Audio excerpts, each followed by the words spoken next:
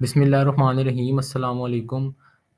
आज की हमारी जो वीडियो है 8 ज़ेर देने वाले हरूफ, इनमें से आज हम 2 पढ़ेंगे। तो ये ज़ेर देने वाले हरूफ क्या होते हैं, कहाँ आते हैं कुरान में, फिर हम इनकी कुरान के अंदर ही एग्ज़ाम्पल्स को स्टडी करेंगे। तो सबसे पहले ये ज़ेर देने वाले हरूफ होते क्या हैं, ये मैं आपको बताता हूँ। ये हमेशा जब भी आएँगे ये इसम से पहले आएँगे, और जिस इसम से पहले ये आएँगे उस इसम के आखिर में हमेशा ज़ेर आएगी। ये आगे हम एग्ज़ाम्पल्स में भी देख लेंगे। बाकी ये जो आखिरी वाली 2 लाइनें हैं ये आपको आगे मैं बताता हूँ।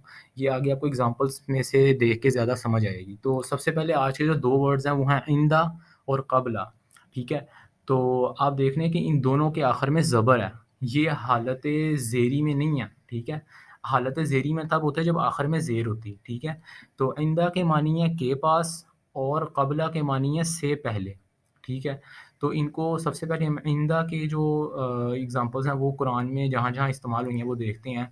ये मिन इंदिल्लाहि, यहाँ पे आप गौर करें कि पहली एग्ज़ाम्पल में ये जो हमारे पास इंदी है, ये इस्तेमाल हुआ है। जबकि यहाँ पर जो मैंने आपको पीछे बताया था मानी, वो बताया था इंदा। तो यही ये बात हो रही है कि इनके आखिर में हालत ज़ेरी में ज़ेर आता है। तो यहाँ पे आप देखें कि इसके आखिर में ज़ेर है। तो इसका मतलब ये हालत ज़ेरी में है, ये जो ये ज़ेर देने वाला हरूफ है। ऐन दिल बईती, इसके आखिर में भी ज़ेर है, बईती के आखिर में, ते के नीचे, हे के नीचे, और इसी तरह ऐन दल मस्जिदी, यहाँ पे दाल के नीचे भी ज़ेर है। और ये आइंदा जो है ये इसकी वजह से ये ज़ेर आती है। जहाँ पर भी ये आइंदा आएगा उसके आगे जो इसम होगा उसके आखिरी हर्फ पे हमेशा ज़ेर होगी, ठीक है? तो यहाँ पे दाल के नीचे ज़ेर, ते के नीचे ज़ेर और हे के नीचे ज़ेर, ठीक है? यहाँ पे मैंने आपको बताया था कि जो आइंदा वर्ड है इसके मानी क्या होते हैं, के पास, ठीक है? तो ये एग्ज़ाम्पल में आप लोगों ने देख भी लिया, इंदल बैती, ठीक है? ये 8th सूरत की 35th आयत का है, और इसके मानी है बैतुल्लाह के पास, ठीक है? खाना काबा के पास। और इंदल मस्जिदी, और इसके मानी है मस्जिद हराम के पास, ठीक है? तो इन तीनों में से कोई एक वर्ड की हम अभी कुरानिक आयत भी देख लेते हैं।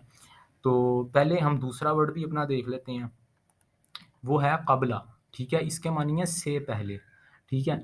अब इसके अंदर भी आप देखो कि ये जो इसकी एग्ज़ाम्पल्स हैं, यहाँ पर क़ब्लल हसनती, ठीक है? इसके जो ते है, उसके नीचे भी ज़ेर है। इसी तरह क़ब्ला यौमिल हिसाबी, बे के नीचे भी ज़ेर है। मिन क़ब्लिल फ़तही, ये जो है इसके नीचे भी ज़ेर है, ठीक है? तो ये कुरान की 13th सूरा और 6th आयत में इस्तेमाल हुआ है, रहमत से पहले इसके मानी है। और इसी तरह क़ब्ला यौमिल हिसाबी, ये रोज़े हिसाब से पहले, ठीक है? तो इसी तरह मिन क़ब्लिल फ़तही, फ़तह मक्का से पहले, ठीक है?